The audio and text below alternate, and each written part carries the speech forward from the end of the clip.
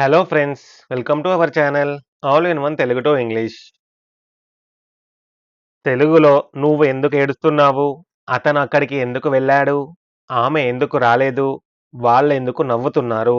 ఈ వాక్యాలనే కాకుండా ఇలాంటి నిజ జీవితంలో రియల్ లైఫ్‌లో ఉపయోగపడే వాక్యాలను ఏ విధంగా ఫార్మ్ చేయాలి? స్ట్రక్చర్ ఏ విధంగా ఉంటుంది? మిస్టేక్స్ ఏ విధంగా ఉంటాయి? డిఫరెన్సెస్ ఏ విధంగా ఉంటాయని వీటి గురించి పూర్తిగా చెప్తాను. కాబట్టి వీడియోని ఎండ్ వరకు చూడండి.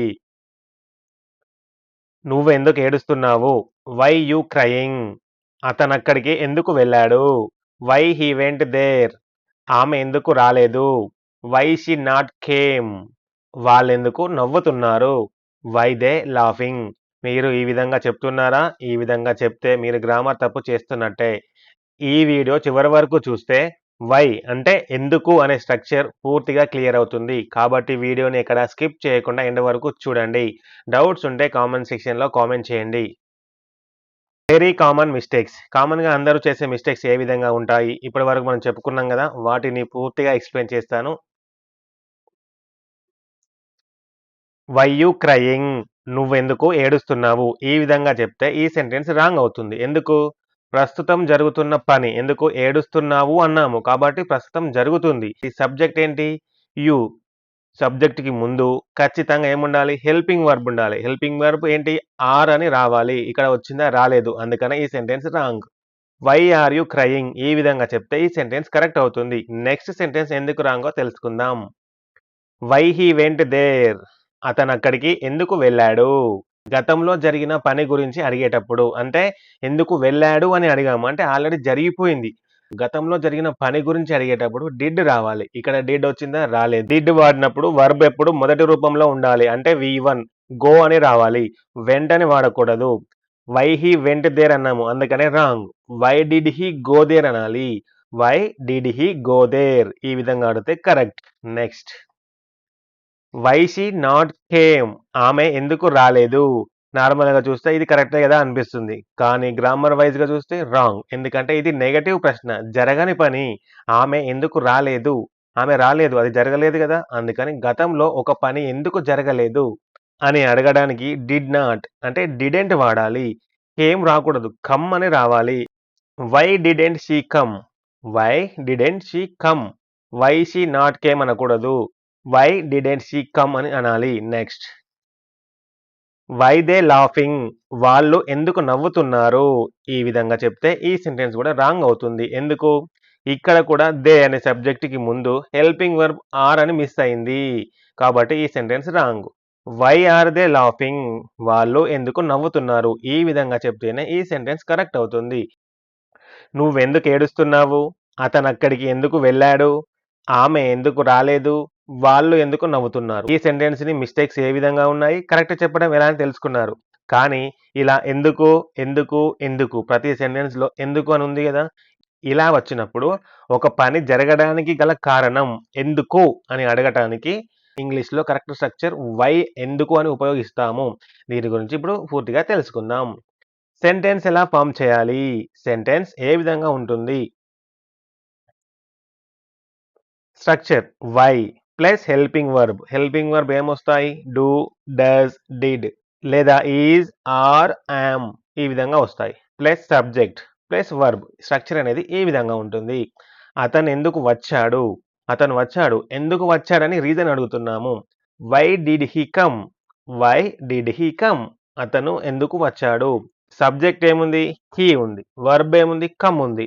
డిడ్ వచ్చినప్పుడు వర్బ్ ఏ ఫామ్‌లో ఉండాలి? వి1 ఫామ్‌లో ఉంది. ఉందా? యెస్ కరెక్టే ఉంది. Important rule. ఇంపార్టెంట్ రూల్ ఏంటి? ప్రశ్న అడిగేటప్పుడు ఖచ్చితంగా వై పక్కనే హెల్పింగ్ వర్బ్ రావాలి. వై వచ్చిన వెంటనే హెల్పింగ్ వర్బ్ అనేది రావాలి. ప్రస్తుతం డైలీ చేసే పనుల గురించి డూ లేదా డస్ అని వస్తుంది. వై పక్కన వై డూ, వై డస్ అని ఉపయోగిస్తాము. మరి గతంలో అయితే పాస్ట్‌లో డిడ్ వస్తుంది. మరి భవిష్యత్తులో ఫ్యూచర్‌లో అయితేనేమో వై విల్ అని వస్తుంది. ఒకవేళ కంటిన్యూ అవుతున్న పనులు ఉంటాయి గదా! కంటిన్యూయస్ ఎందుకు ఏడుస్తున్నావు? తింటున్నావు? అంటే ఈ విధంగా కంటిన్యూ అవుతున్న పనులకి ఈజ్, యామ్, ఆర్ ఈ విధంగా వస్తాయి. ఇది ఇంపార్టెంట్ రూల్. ఇది ఖచ్చితంగా అందరూ గుర్తుపెట్టుకోవాలి. దీన్ని బేస్ చేసుకొని మనం సెంటెన్స్‌ని ఫార్మ్ చేస్తాము. Next. Important difference. Why, do లేదా డస్. సాధారణంగా ఎందుకు చేస్తారు అని అడిగేటప్పుడు డూ లేదా డస్. రెగ్యులర్‌గా లేదా సాధారణంగా ఒక పని ఎందుకు చేస్తారు అని అడగటానికి వై ప్లస్ డూ లేదా does plus subject plus V one structure అనేది ఈ విధంగా ఉంటుంది. Why do you learn English? Why do you learn English? నువ్వు ఇంగ్లీష్ ఎందుకు నేర్చుకుంటావు? నువ్వు ఇంగ్లీష్ ఎందుకు నేర్చుకుంటావు? నేర్చుకుంటున్నావు అని లేదు, నేర్చుకున్నావు అని లేదు. నేర్చుకుంటావు అని అడుగుతున్నాము. ప్రెజెంట్ టెన్స్‌లో అడుగుతున్నాము.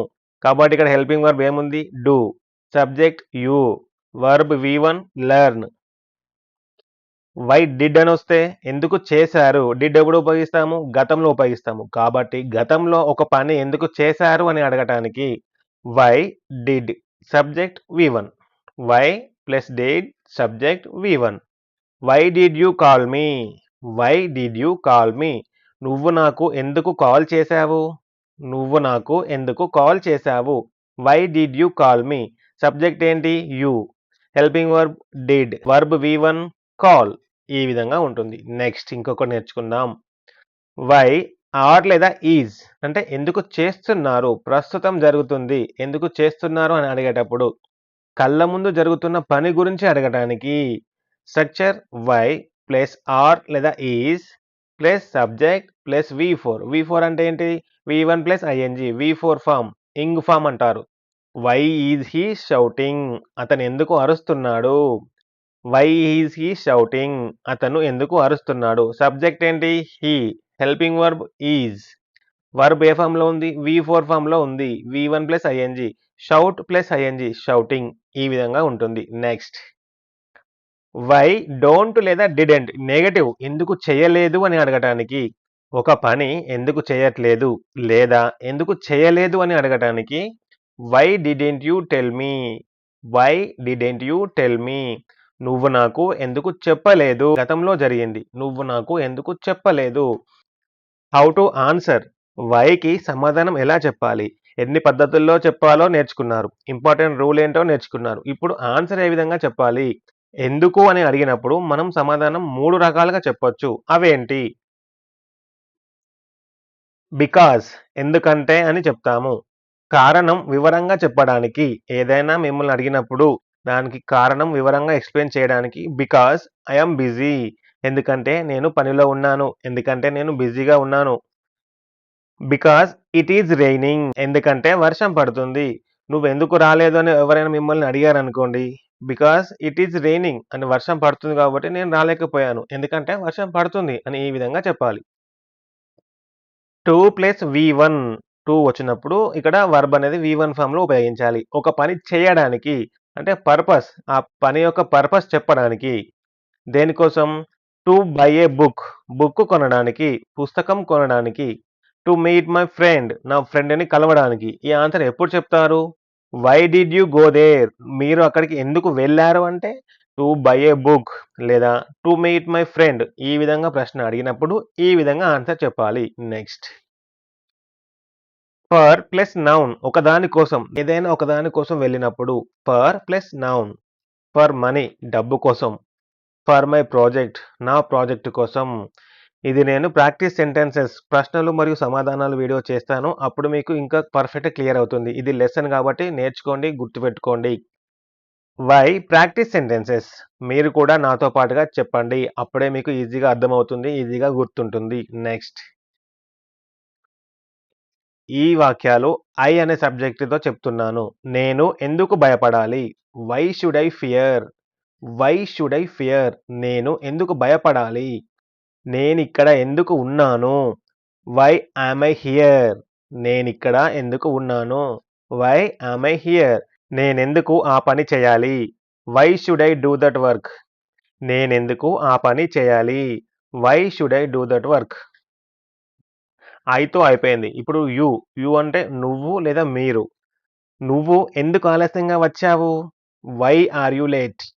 నువ్వెందుకు ఆలస్యంగా వచ్చావు? Why are you late? నువ్వెందుకు అబద్ధం చెప్పావు? నువ్వెందుకు అబద్ధం చెప్పావు? Why did you lie? Why did you lie? మీరెందుకు ఒప్పుకోలేదు? మీరు ఎందుకు ఒప్పుకోలేదు? Why didn't you agree? ఇక్కడ ఒప్పుకోలేదు అన్నాం. అంటే నెగెటివ్ సెంటెన్స్. అందుకని డిడెంట్ ఉపయోగించాము. Did not. Why didn't you agree? Next. ఇప్పుడు వి అంటే మనము లేదా మేము. మనం ఎందుకు వెయిట్ చేస్తున్నాము? మనం ఎందుకు వెయిట్ చేస్తున్నాము? Why are we waiting? Why are we waiting?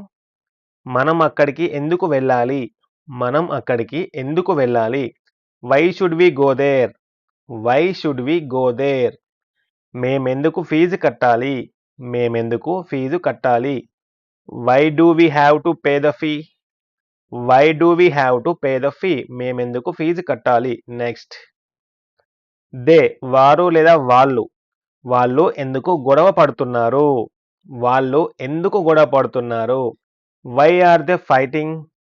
Why are they fighting? వాళ్ళు ఎందుకు క్యాన్సిల్ చేశారు?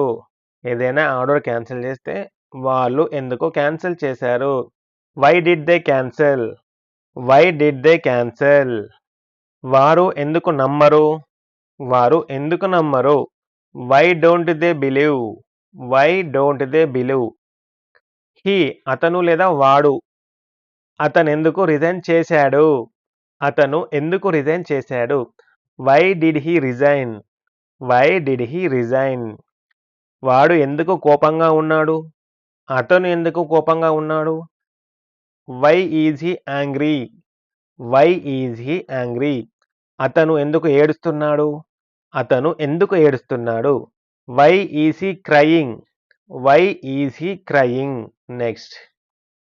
షీ అంటే ఆమె. ఆమె ఎందుకు అడిగింది? Why did she ask? ఆమె ఎందుకు అడిగింది?